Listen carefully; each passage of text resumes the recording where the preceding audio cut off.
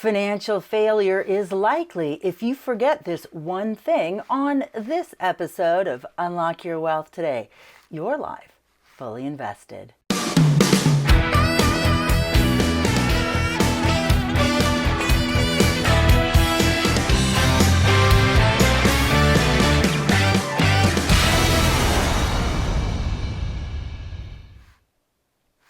Welcome to Unlock Your Wealth Today. Your life fully invested. I'm your purveyor of prosperity and host Heather Wagenhals, and on this episode, I'm making success simple by sharing with you the one thing you need to do in order to avoid financial failure. Thanks so much for stopping by. We are now in our sixth key in our Keys to Riches financial philosophy, and this is hope for the best, plan for the worst. Now, for those of you who are joining us for the first time, welcome to Unlock Your Wealth TV. And the Keys to Riches simply is a financial philosophy that teaches you how to think like the rich and be in control of your own money. It also gives you specific techniques to create or fix your credit, eliminate debt, all while transforming your current financial habits into healthy money management skills. And we do this one key at a time, 1 week at a time here on Unlock Your Wealth Today. And this key is a critical key in our physiology first approach to money management and success, and understanding how to manage money with the way our brain and body works. This is a critical piece because how many times have you heard people say, failure is not an option? Well, that's all well and good, and it's a great sentiment, but it's not reality, because reality is things happen, whether they're mistakes you make yourself or things that are completely out of your control. And those things can take you off of your mark with regard to your goals for investing and creating financial freedom. What the other reality is even though we want to be optimistic and excited about our future, that's the hope for the best part. That's why we created those goals in our third key, Dreams with Deadlines. And that's why we're chipping away at them each and every day, turning those big goals into little itty bitty ones that are so itty bitty that they can't not be achieved. Meaning that they're so small and they're so inescapable that it's easy to get them done, and you do them consistently over time. But then again, there are these things that you may not have thought about. And like I've said at the outset of this, what you don't know can hurt you, because there are things that you need to know about money management. That's why we have the 3-5 financial strategy to address those 5 areas of concern. And this is a critical piece because we must be able to the best of our ability, anticipate and plan for those alternative scenarios if they happen. I mean, nobody wants to think about their own end of life. Nobody wants to think about the life of their spouse or their children. Nobody wants to think about financial misfortune happening. I mean, just look at what happened over COVID. How many families were injured, how many people were injured financially.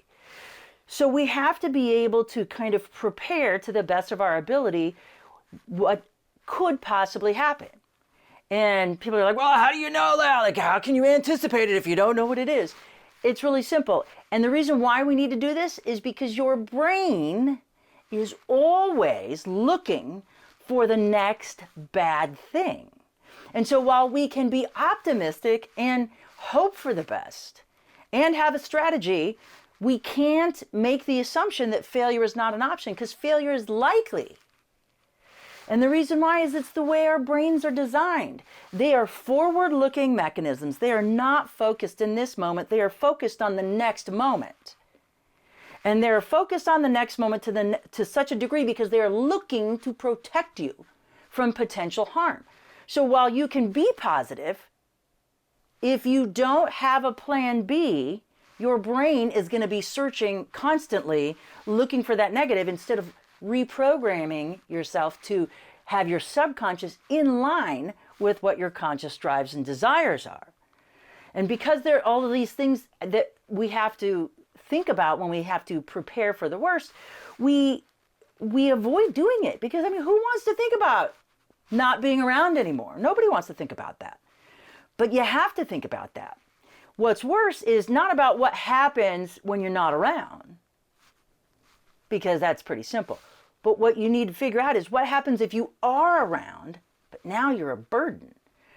What if you have that unplanned pregnancy? What if you have that job loss? All of a sudden you're stuck with the care of indigent parents. Maybe you have a special needs child. Maybe a sibling has issues and you have to jump in and help them tackle their issues. Now, these aren't necessarily little hiccups in the road that we can easily recover from, and we'll talk about that when we break the budget and do our no seasonal exceptions. But these are going to be life-altering events that your current plans for financial freedom may not be able to be executed in the manner in which you currently planned it. So that's why alternative planning must happen. Because if we don't take those steps and create those alternative scenarios and play it out in our mind, what happens when it hits is you're not going to be able to respond effectively, because what do we know? When we get that hormone dump, blood rushes to the extremities. It's fight, freeze, or flees. So imagine this. Here's the scenario, and I love using this example because it illustrates it perfectly. I'm having a conversation with my book editor, and he's going through stuff, and he's like, wait. He goes, he's like, I really don't see the need for this key. Why does this key exist? And I asked him and I said, okay, so you're married. Do you love your mother-in-law? And I said, just be honest. And he's just like, well, of course I love her because she's my mother's mother, or my wife's mother. And so I'm like, okay, so you love her because she's your wife's mother.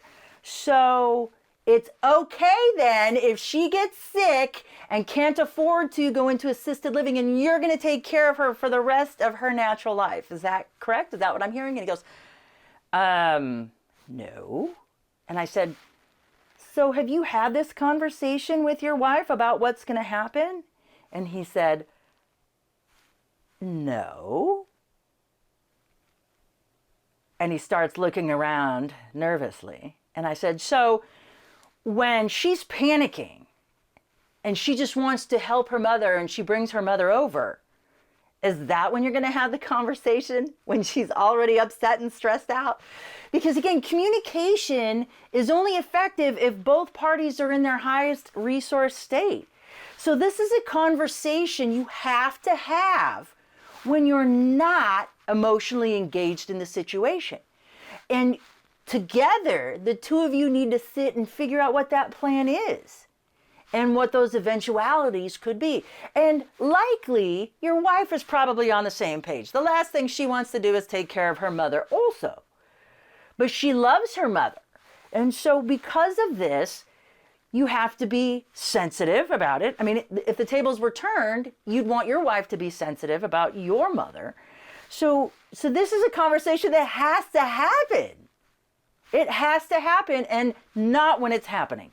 It has to happen long before, because when adrenaline dumps, we don't rise to the occasion in emergent situations or in what our bodies perceive to be an emergent situation.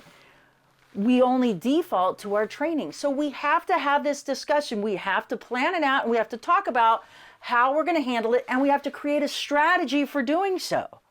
Because if you don't have that in place, for certain, your failure is not an option. It's not only likely, it's going to happen because you don't know what to do next, and you never took the time to figure that out. So if you want to ensure your financial freedom and security, then you must have a plan B in place. This whole notion of failure is not an option is ridiculous, because that's not how the brain works. Let me just tell you how powerful the brain is. So right now, you're listening to my words, okay?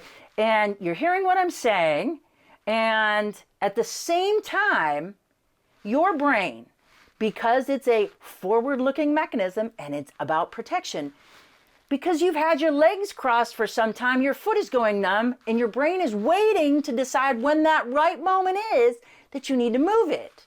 So it stops hurting. So it stops falling asleep. So the circulation can return because you've got your legs crossed and you're cutting off the circulation. But you don't know this consciously until your brain tells you, hey, move your foot, it's falling asleep. However, you're focused on what I'm saying because you're watching this show. So that's the power of what the brain is doing. So consciously you can say failure is not an option, but your brain is like, okay, what's going to go wrong next? And how do I avoid it? And it's going to create a scenario to the best of its ability if you don't already have one planned out. That's why Plan Bs are so important. That's why failure is an option. It's likely, and you need to embrace every possible way that you can think of that it might happen.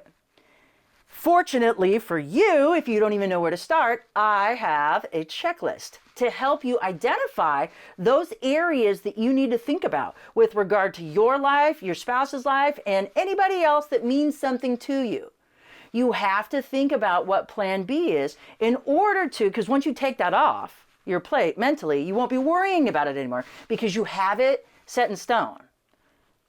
You've already done the work. You've rehearsed the pattern. You understand what will happen. It's like think of it as your financial fire escape plan. You know, every building, especially when you rent a room in a hotel, you go in and it has this map of what to do in emergencies. How many times do you read it? Because if you don't read it now, you're not going to read it when those fire alarms go off. So you need to know, and you need to walk that route. So when the panic sets in, when you hear that fire alarm, you're like, oh my gosh, you'll know what to do. So just like you do that when you go to a hotel, and half of you are probably going, oh my gosh, I need to start doing that. So, and I've been in a hotel that's been evacuated, and I'm grateful that I've always taken that time to learn where the exits are.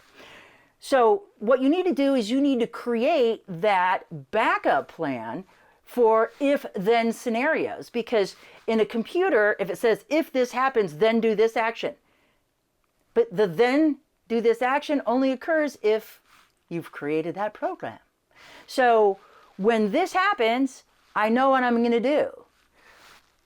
But if you don't have it planned, you won't know what to do. So if you are interested in today's strategy on how to hope for the best, plan for the worst, and get your checklist of the areas of concern that you need to identify and create alternative to scenarios in your life so you can ensure your financial freedom, just DM me at Unlock Your Wealth, whether on Instagram or Facebook. I would love to hear from you. Any comments, questions, or concerns, please feel free to bring those up. Also, if you've gotten any value out of today's conversation, please bookmark this if you're watching from social media, and then share it to your stories and on your timelines and wherever you can, because a rising tide lifts all boats. And when you lift up others, so too you shall rise. So that's it for this week's key. Hope for the best, plan for the worst. And we need to create those alternative strategies and get those in place. Again, DM me for the free strategy. Thank you so much for stopping by. I'm Heather Wagenhals, and I'm making success simple for you with our biology-based approach to success. Now, for more great resources, tools, and exciting interviews from some of the hottest minds in personal finance, investing, and how to get ahead and personal development, then just visit our website at unlockyourwealthtoday.com. Thank you again. I'm Heather Wagenhals. Now go out and unlock your wealth today. UnlockYourWealthToday.com is produced by Heather Wagenhals and the Unlock Your Wealth Foundation. Unlock Your Wealth Today and affiliate brands are copyrighted 2021 by Heather Wagenhals, all rights reserved. For more information about the Keys to Riches financial philosophy or this week's free strategy, please visit UnlockYourWealthToday.com.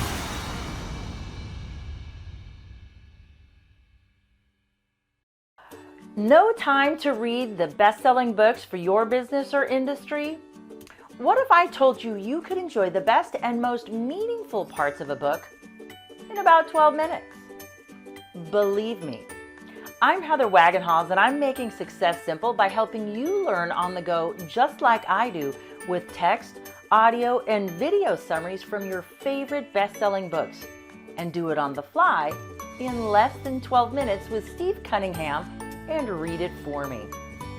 Join tens of thousands of leaders around the world including yours truly, who use Read It For Me to learn the biggest ideas from the world's best leadership, sales, marketing, and personal development books in less than 12 minutes. All you have to do to begin reading best-selling books and enjoying your special rate for Unlock Your Wealth fans is visit unlockyourwealth.com/read it for me or click on the link somewhere in this post. Learn on the go with text, audio, and video summaries from your favorite best-selling books and do it on the fly in less than 12 minutes.